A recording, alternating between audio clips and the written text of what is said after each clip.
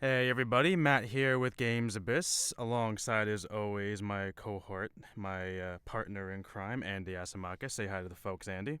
How you doing out there, gamers? So we are here with a very special guest. We are interviewing a gentleman by the name of Shadi of Sombr Studios. They had a successful Kickstarter campaign not too long ago for a game called Invisigun Heroes.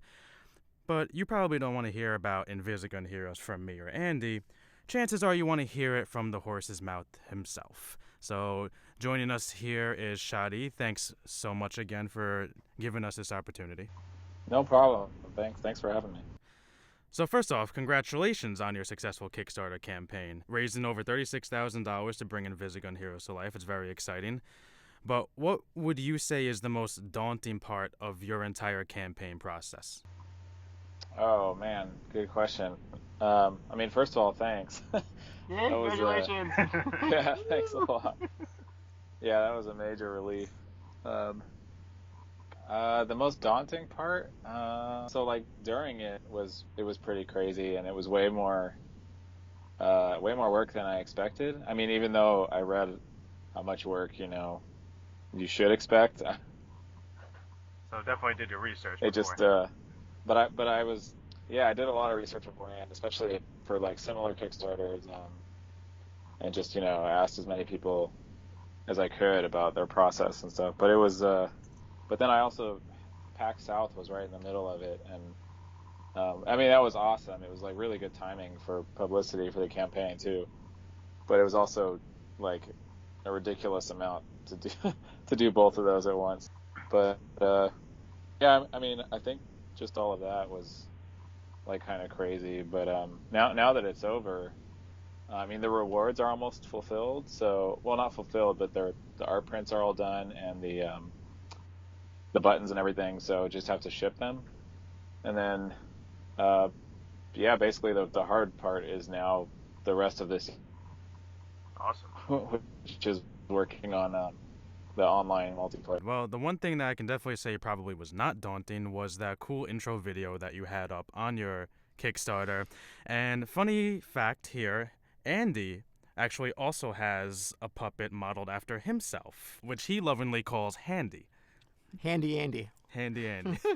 That's awesome. How did that It was a birthday gift from a friend of mine. So he talked to the puppeteer from Avenue Q. It's a Broadway show, if you heard of that show. And with a single photograph, he just made one in my likeness, and it was probably the best gift I received in my entire life. So is there a special name for your puppet you have, or is there a backstory to the puppet that you have for the video? No, I wish I had something more interesting. But I mean, it was a buddy of mine made the puppet, and it's pretty awesome. It's kind of modular. Like there's magnets inside, so you can attach different like noses and eyes and stuff. Wow. Yeah, it's pretty cool. Was he with you at PAX South by any chance? No, that was probably a big mistake. Um, yeah, I really should have brought him. And I had some like like live stream panels and stuff at PAX. So not panels, but like some interviews and um, just like walkthroughs of the game. And that would have been, if I could have planned it right, it would have been really awesome to have the puppet do that That would have been Missed amazing. opportunities. next time. So let's dive into the actual game itself. So conceptually, Invisigun Heroes has a chaotic rapid fire fun written all over it. How challenging was it to implement the hero abilities into the game to have a strategic element to the gameplay? Oh, it was um, I think the biggest challenge is actually trying to come up with more hero abilities, because a lot of stuff, because of the whole invisibility factor, it's hard to make some, just make up new ones, that make sense with the game and feel really fun to use. And actually, there weren't abilities at all in the first prototypes, and um, basically everyone was the same, and you could choose different weapons, and it just wasn't. It just once we added abilities, it was just way better. Because the game could be on its own, two legs without the abilities, but this has an extra layer of depth to the gameplay, I feel. Yeah, it worked. It worked fine. It just it was immediately like apparent that it was just a way better game with the abilities. I mean, with all the variations in the game modes and just how random it could be with different matches with people picking different abilities, it's so much better. So, I have to ask, what were the most influential elements that led to the creation of this concept? Whether it's other games that did it, whether it's childhood memories, or perhaps just prophetic dreams. Oh man, yeah, it's uh, I mean everything you mentioned basically. It's obviously very 16-bit era inspired, um, which is probably my favorite era still. But obviously Bomberman was a huge influence, and it's totally grid based like Bomberman. Um, which actually, when I went back and played Bomberman, it was interesting that you actually don't walk on a grid. It's totally just freeform, but your bombs are placed on a grid. And I didn't remember that at all. I mean, thinking back, anyway. Definitely a game that we will recall from our childhood fondly as well. Yeah. So Bomberman for sure, and then I just love that like games like Towerfall kind of brought the new, brought like couch multiplayer back. At least for people that loved it, it was awesome to have some really quality titles, and I mean that was another big influence. And yeah, pretty much all the 16-bit stuff, and it seemed like people are really digging the recent couch multiplayer revival. So Oh yeah, we love ourselves some local multiplayer. I'm not nothing is better than that. That's like a key feature for me. Seeing that Oh little yeah, local multiplayer is like, yes, thank you, Jesus. because what's better than yelling at your friend and punching him in the face so that way you can kill him in the game? Yeah. So on that note, do you dislike friendships as a whole? Do you want people to be fighting all night long while playing your game? it's really weird because whenever people start getting a little upset, then I know it's on the right track, which is a horrible thing to like. It's just a weird thought process going on there, but it just means they're passionate about it. So on the note of frustrations and anger, the idea of being invisible, do you see it as a hindrance to gamers, as them being hard to keep track of themselves while playing? And how can you ease these concerns for, like, I guess, first timers to Invisuguns? Yeah, that was. I mean, I didn't even know if this would work, and so when I started a prototype, it was just kind of an idea just to try it, and um, it basically is really hard to convince people, but when you play it, it's really obvious that it's really easy to know where you are. So I was pretty nervous going to PAX South because that was the first time the public had ever played it, and I thought it would just be like, kind of interesting to people, but not, like especially in a convention setting, like it would require a lot more plays to get it. But it was totally the opposite. Everyone pretty much got it right away, like in their first round, and then we're already like, doing strategies in their second round, and but the game is like totally designed so that you know where you are as much as possible without seeing yourself. So like you walk on a grid, so you can actually, just tap, one step at a time, and you know where you are if you're keeping track. And then you hear footsteps that are pretty much one-to-one with your, movement on tiles. And, there's like a lot of moments where you reveal where you are, or either by accident or on purpose, like when you shoot or when you bump into walls or like walk through water and stuff. So it's pretty frequent that you get little, kind of just little signals that keep you on track. But the longer you play, it's really like you can go a long way. Yeah. And let's not forget there is that power up in there called Reveal All. That's true, yeah. It'll spam the shit out of that. Yeah. Yeah, the power-ups were like it was kind of you could basically hide out before power-ups were in the game. And it totally solved everything. I mean, without moving around, you weren't necessarily giving yourself an advantage, but you could also just sit there and not be killed if someone didn't know where you were. And Right. the power-ups, you definitely can't just sit there anymore.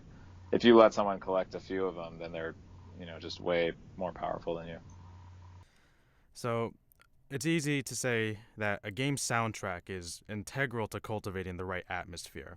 So I want to give you the opportunity to shout out your music and composing background right now. So How was composing for Invisigun Heroes different from a game like Hawken, which you also composed music for? Yeah. So that was so my music partner Ollie and I mean we've been writing game music for a long time, and I guess the biggest difference is that obviously it's my game. So um, to be honest, that made it a lot easier because, well, I mean, we're writing the music for it, so it's the creative decisions are made right away, like while we're writing, instead of like iterating with someone or going back and forth and, presenting music and then going back and editing. Right.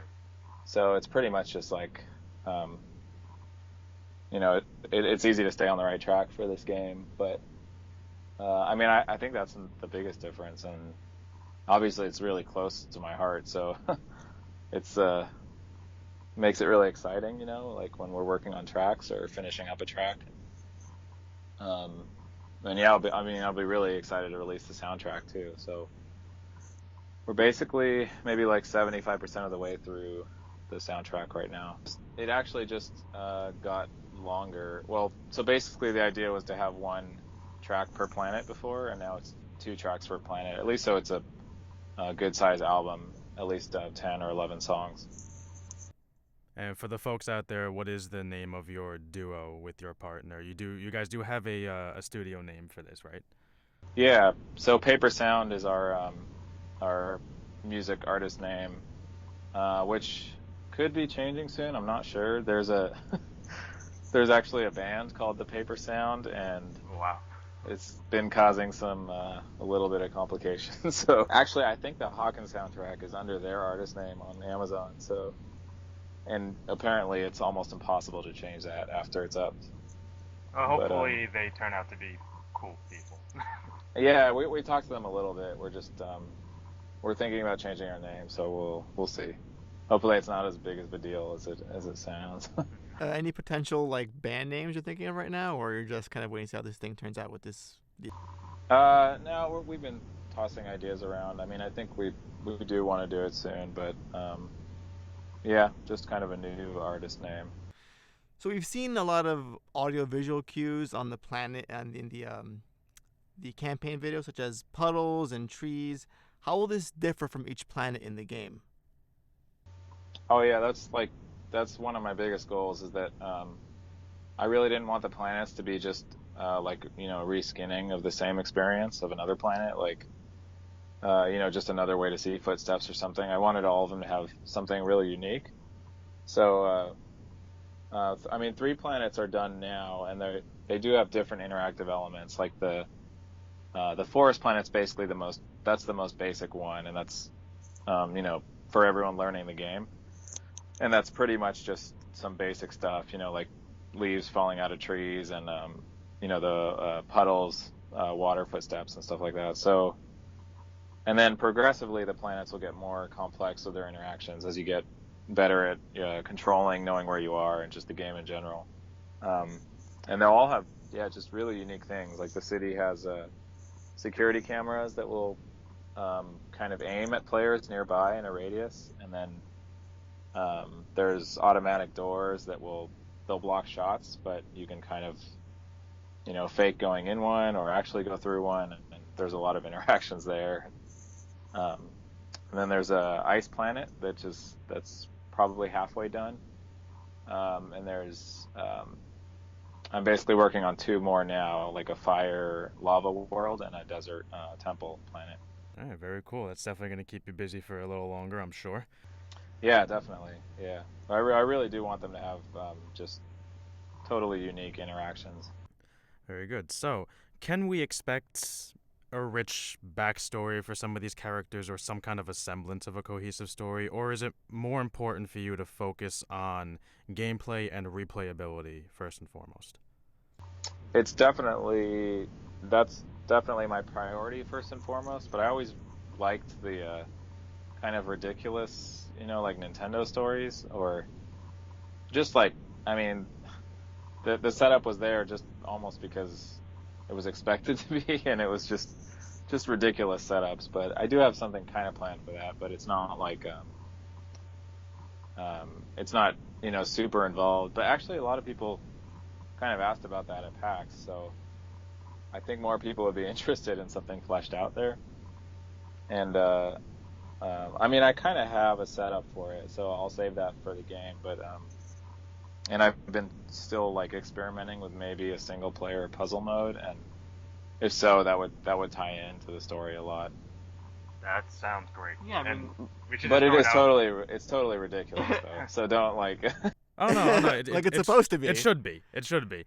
Because my first thought was it's called Invisigun Heroes. Well, why are they heroes? What are they? Right. What are they fighting against? That's what my first thought went to. Yeah, so that's a good question actually, and it's even more ridiculous than that. It's basically they're like graduates of this academy, and the heroes part just comes from them all thinking that they're the best. They're not actually heroes, so. And then I'm still trying to figure out, where it goes from there. Like, even if they're from the same planet, or I'm not really sure about the details yet. But there is a tutorial in the game, and that's basically you graduating from the academy. All right, sweet. Glad we were able to get that little tidbit out of you. So having funded a successful Kickstarter campaign, that's all behind you at this point. What were some of the challenges you faced during that campaign?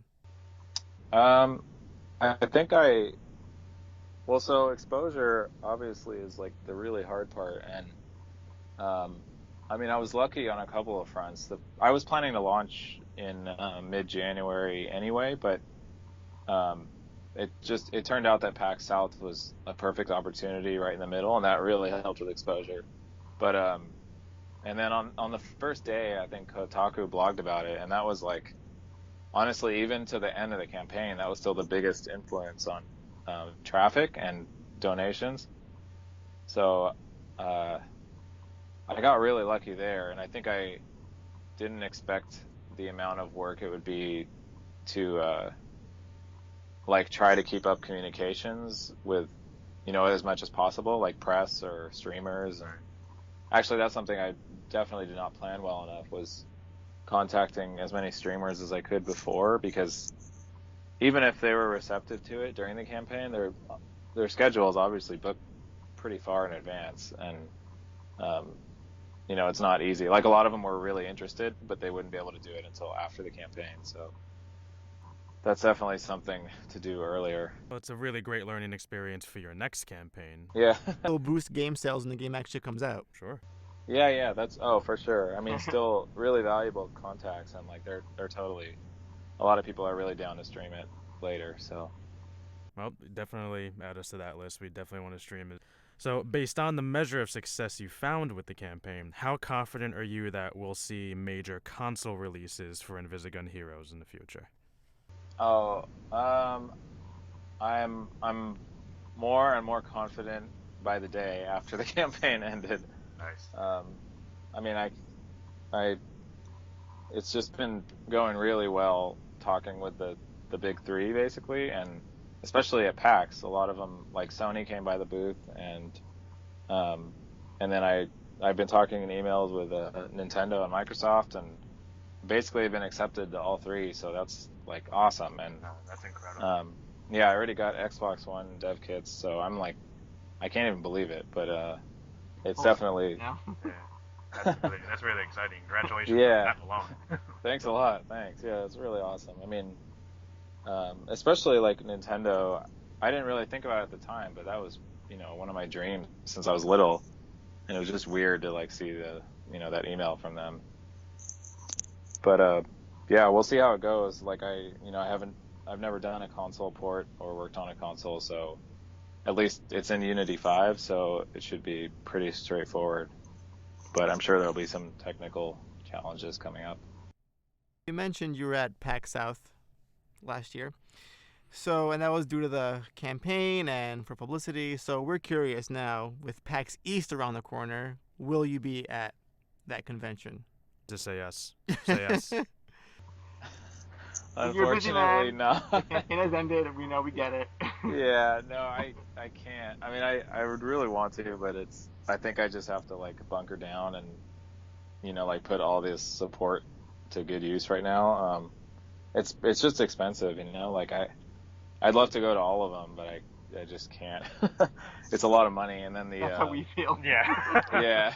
Oh yeah, for sure. It's awesome, but I'd like to try to make Prime only because it would be at that point it should be pretty close to launch, so I think that'll be really good timing for like more publicity around then. But I'm not sure if that'll work out either. That's harder to get into, so we'll see. PAX South was like a really good it was my first convention on my own, so it was a really good just a really good experience in that way because I think it's the smallest PAX, so or well maybe Australia, I'm not sure. Well, it's the newest PAX. It's the newest, yeah.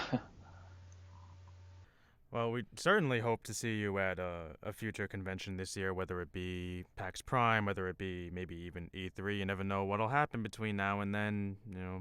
Something you might get that golden ticket. Yeah, if I can get the console versions up and running sooner rather than later, then maybe they might help with at least some publicity at E3 or something. Definitely.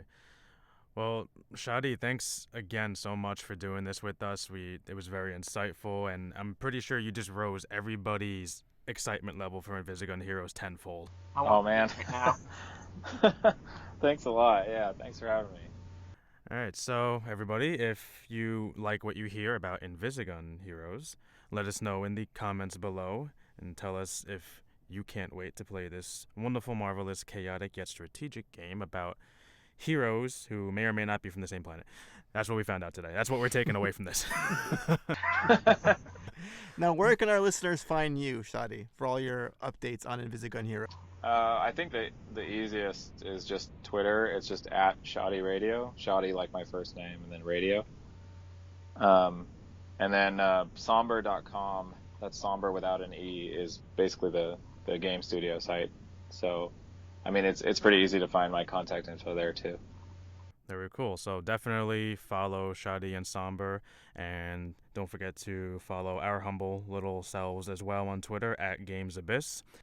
All right, so until next time, happy gaming out there to everybody. See you soon. Bye-bye. Good night. So long. See you guys.